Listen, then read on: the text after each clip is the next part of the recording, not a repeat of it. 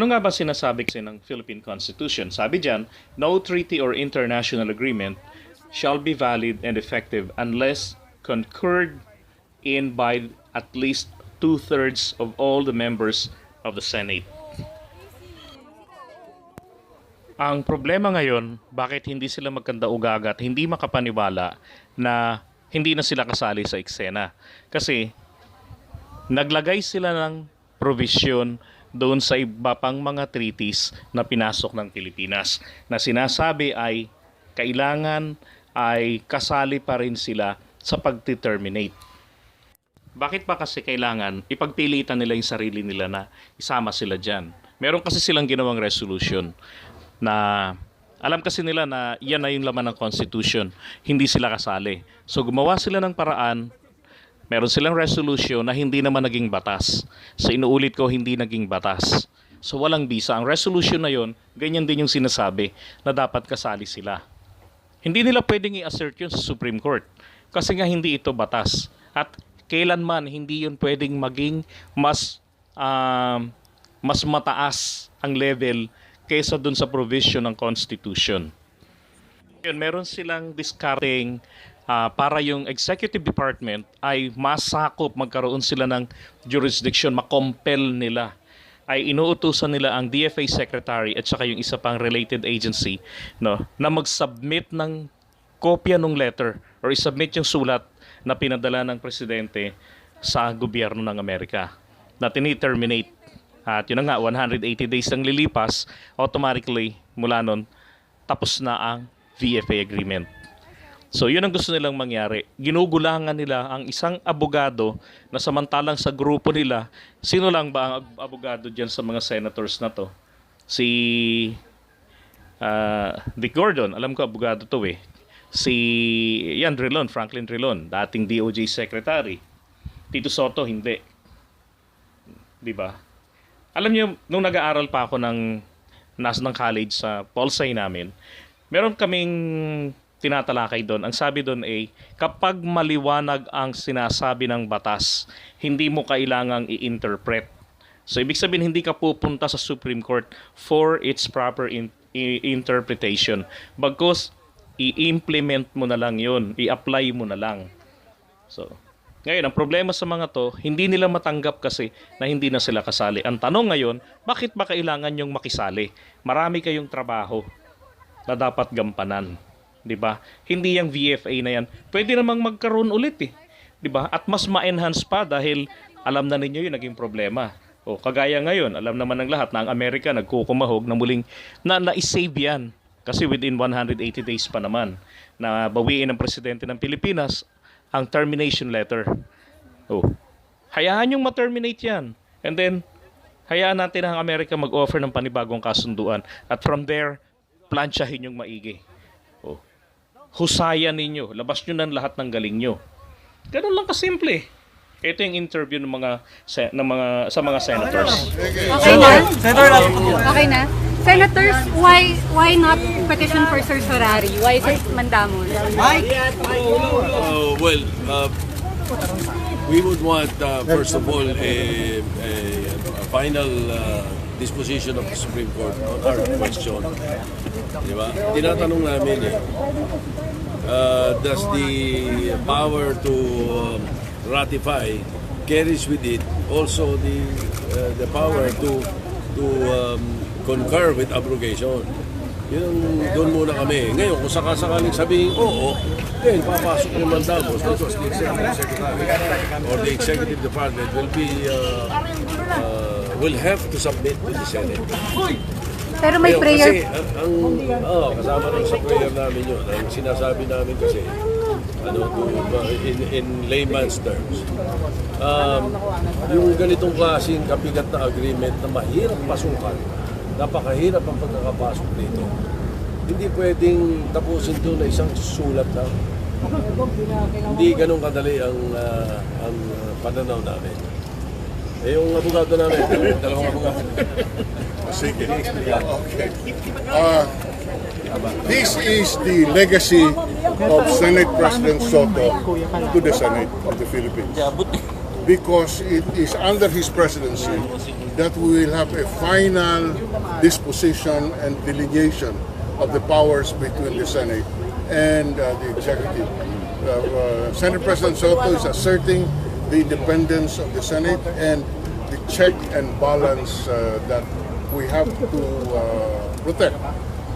I recall that in 2005, we filed a similar petition in the Supreme Court under my presidency when then President Gloria Macapagal Arroyo tried to limit the investigative powers of the Senate in the case of EO 464.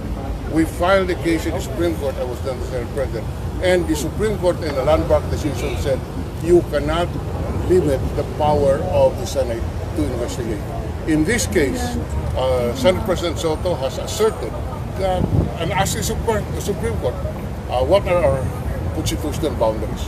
And if our constitutional boundary says that the President, that the Senate should be consulted, then the prayer is, please ask the executive to send the termination to the Senate for its concurrence. Senate President Soto also initiated the petition, the resolution, proposal resolution, which asked the executive branch to send to review. The recommendation of the Senate was to review the VFA rather than terminate. But however, that did not lead to anywhere. That is why the Senate President, with the support of the Senate, was compelled to bring this issue to the Supreme Court. Sirs, did you cite the VFA termination as your basis for this? Inevitably, yes. Although I want to emphasize that this does not only concern the Visiting Forces Agreement. In general, it concerns the constitutional boundaries between the two political bodies of government. In fact, there is also a pending petition in Supreme Court on the Rome Statute. So this is in general the continuing effort of the Senate to define our powers. In fact, in the last 20 or so Senate resolutions concurring in the ratification of treaties, we have a clause which says any withdrawal should be with the consent of the Senate. And that is also, in effect, the legality of those resolutions and those petitions will be tested here in this case. So it's not only on the VFA. Senator Gordon, baka may dagdag si Senator Gordon. Palagi ko, nasabi na lahat ni Senator Drilon. Sir, pwede pong pagitna lang po. Sorry po. Sabi na lahat ni Senator Drilon at ni Senate President Soto. Tama ito sapagkat sinasabi lang ng Senado na tayo maninindigan sa aming prerogative na kung sinasabing may concurrence, dapat makonsulta rin ng Senado kung ito ay i-abrogate. At ito ay nakataya rito pati na sa Rome Statute na nag-withdraw rin ang Pangulo at ganoon rin doon sa mga na-pass na resolution ni Senator Drilon dati na lahat ng treaty dapat dadaan sa amin kung mayroong mga withdrawal or anything like that. So mahalaga ito para sa ating bansa because makikita nyo ngayon, yung tatlong hanay ng gobyerno, executive, legislative at saka judicial, ay magkikita-kita ngayon sa pulong nito. At ang mangyayari, magkakaroon ng kalinawan kung ano ang hangganan ng powers ng Presidente at ano ang hangganan ng Senado para tandaan nyo, ang Senado ang talagang itinuro ng Constitution na talagang papasok doon sa concurrence ng isang tratado. At syempre, ang pananaw ni Senate President Soto, ni Senator Drilon, Senator Lacson, ay dapat kung mag-withdraw, dapat kasama rin kami. Sapagkat pareho naman ang nilatag doon sa tratado na kinongker namin. At ngayon, yung paring issue yun, gusto namin malaman kung ano later on, ano ang mangyayari doon sa mga issue na yun kung talagang sasakay pa kami doon sa pagtanggal ng tratado. Sir, quick question, sir, from Alcazar. What do you think would be the long-term implications if such treaties do not go through the usual process of abrogation, going through the Senate and everything? What is it that you fear most about agreements not being abrogated the proper way when it becomes kind of a unitary decision, for example? I'm sure my colleagues here will agree na dapat talaga there cannot be absolutism in our government. We are a democracy there are three branches of government that must coalesce with one another. At times there will be nip and tuck, push and pull. At ang importante dito ay malalaman na palagi mayroong counterbalance sa anumang gagawin ng Presidente laban sa Senado, gagawin ng Senado laban sa Presidente, at ang ultimately the Supreme Court ang siyang magsasabi kung ano talagang ang karapatan ng bawat isa. Do you find that the Senate, now given the nature of the President, to make decisions and basically make decisions directly, making orders, do you find that the Senate now has to kind of push or has to be more assertive when it comes to maybe getting the kind of, I don't know, support that it needs from another equal branch of government? We cannot be remiss in our prerogatives because the Constitution is quite clear kung ano ang tungkulin ng bawat isa. Okay. So dapat talaga i-assert, and binabati ko si Senate President Soto sapagkat gano'n rin, noong nga nakaraan, sinabi nga yung sa Ermita case, ngayon ito naman ngayon, dati si Senator De Leon, ngayon si Senator Soto naman, pinapakita ang Senado ay may talagang paninindigan para sa proteksyon ng ating bayan. So, Senators, why did you not join the petition for the Rome Statute when it essentially involves the same constitutional provision on entering into a treaty? Hindi ako nasama sa pagpirma eh. Senator, How about the majority senators pa po? Why did you not join that? Ako, I'd like to think na this petition will be strengthened by the adoption or passage of Senate Resolution 337. Because remember, we're 4 senators here. The leadership is here, no? Represented by the Senate President and of course the Minority Leader. Pero ang difference dito is merong naka-back up na adopted Senate resolution. So we're not filing this petition in our individual capacity as senators, but we're backed by the whole Senate because of that Senate Resolution 337. Why wasn't there a same Senate resolution during the Rome Hindi Statute? na ipasa eh. Kung may naipasang ganon, inadapt ng buong Senado, then probably we could have also signed as co-petitioners. In this case, merong Senate resolution na nakabackup dito. So we're here as co-petitioners. Senator Drilon, if we may ask you to differentiate your approach here in this petition compared to your petition for the ICC withdrawal, how different is it? Because you mentioned that you're not going to question the At President. bottom, it both concerns a definition of the constitutional boundaries. The petition, if I recall, was in the Rome Statute, was specifically asking for the, if I recall correctly, specifically asking for the voiding of the withdrawal.